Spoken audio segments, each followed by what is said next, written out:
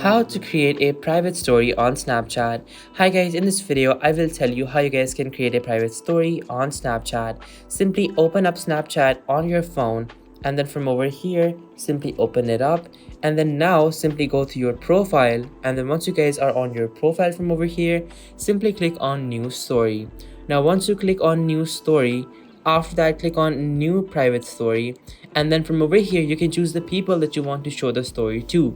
So in my case, I'm gonna basically choose a few people that I only want to see my stories with.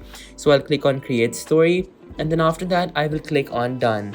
Now once I click on done, now I have created a private story section where I can add in stories, and only the people that I choose are going to be able to see that story. So guys, that is how easy it is for you guys to actually set up private stories, and this is all the effort that it takes. So guys, this was the video. Don't forget to like, subscribe and share. Till next time, goodbye.